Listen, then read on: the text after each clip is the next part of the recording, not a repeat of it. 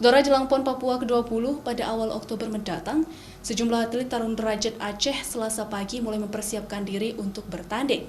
Mereka berlatih setiap hari dengan target mampu memperoleh emas nantinya. Sejumlah proses latihan, baik latihan fisik maupun latihan ketangguhan saat bertarung, terus dilakukan sejumlah atlet cabang olahraga tarung derajat di Gor Lambung Meraksa, Banda Aceh. 12 atlet perwakilan tarung derajat yang terdiri dari 9 atlet putra dan 3 atlet putri ini berharap bisa membanggakan nama Aceh di kancah nasional, serta pulang dengan membawa medali emas. Kita tetap targetkan maksimal dan mudah-mudahan untuk harapan semua atlet juga sama demikian, yaitu target emas. Ya. Nah sekarang untuk saya ini, mungkin ini adalah kejuaraan terakhir saya.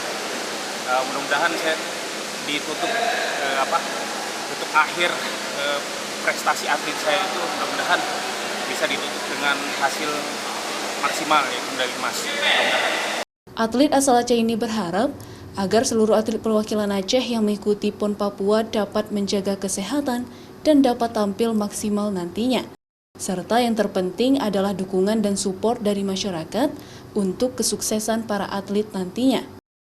Syahril, Kompas TV, Banda Aceh.